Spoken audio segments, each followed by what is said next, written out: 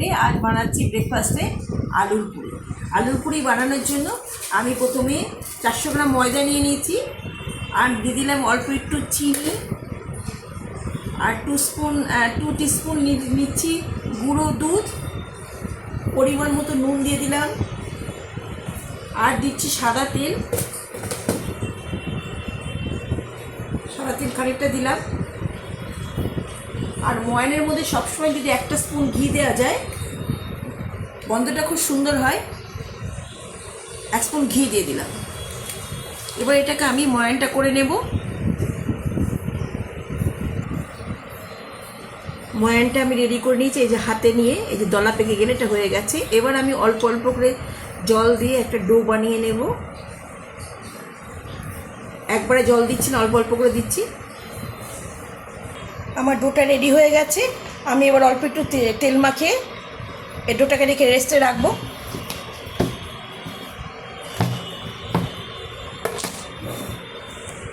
পুরটা রেডি করে নেব। দুটো বড় বড় আলু সিদ্ধ করে ম্যাশ করে নিয়েছি। তারপরে 3টে শুকনো লঙ্কা আমি গ্যাসের ইয়েতে পুড়িয়ে নিয়েছি, আমি রোস্টেড করে নিলাম, ভাজিনি এটা। আপনারা চাইলে এটা কিন্তু পেঁয়াজটা ভেজে নিতে পারেন। আর দিয়ে দিলাম একটুখানি আমচুর পাউডার, নুন দিয়েছি। এটাকে ভালো করে আমি মেখে নেব। আর দিয়েছি সর্ষের তেল। আমি এটাকে হাত দিয়ে সুন্দর করে চটকে মেখে নেব। এই আলুটা মাখাটা যত টেস্ট হবে, পুরিটা তত টেস্ট লাগবে খেতে। সুন্দর করে মেখে নেব। আমি ডোটা 15 মিনিট রেস্টে রেখেছিলাম। 15 মিনিট পরে এলাম, আমি আর একটু হাত দিয়ে নেড়ে ছেড়ে নিচ্ছি। এবার আমি সবগুলো লেচি করে নেব। লেচিগুলো আমি ঠিক এত বড় বড় এই সাইজ করে নিয়েছি। আপনারা আপনাদের মধ্যে ছোটো বড়ো করতে পারেন।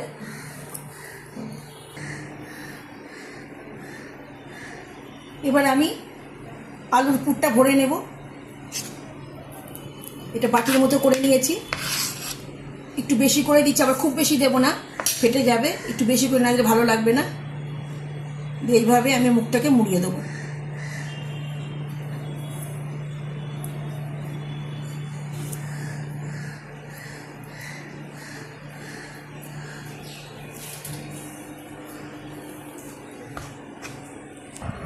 এবার পুরগুলো সব ভরে নিয়েছি। এবার বেলে নেব। আমি তেল দিয়ে বেলছি, আপনারা ময়দা দিয়ে বেলতে পারেন। আমি ময়দা দিয়ে ঠিক বড় করতে পারি না, তেল দিয়ে করছি। দেখুন একটু ফেটে বেরোচ্ছে না কিন্তু। আর এগুলো একটু মোটা মোটাই হবে। হ্যাঁ, খুব বেশি বড় করব না, মোটা মোটা রাখবো। হয়ে গেল আমার এটা করে। একটা একটা করে ছেড়ে আমি ভেজে নেব।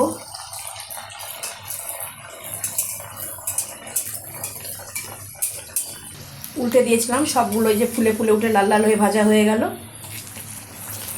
খুব সুন্দর ফুলে উঠছে। আমি সব কটা এইভাবে ভেজে নেব। আমার আলুর পুরি দেখুন কি সুন্দর খাস্তা হয়েছে। হ্যাঁ, এর উপরে খেলে করে দেবেন, ভালো লাগবে। ভালো লাগলে একটু লাইক কমেন্ট শেয়ার করে দেবেন। ভালো থাকবেন, সুস্থ থাকবেন। ধন্যবাদ।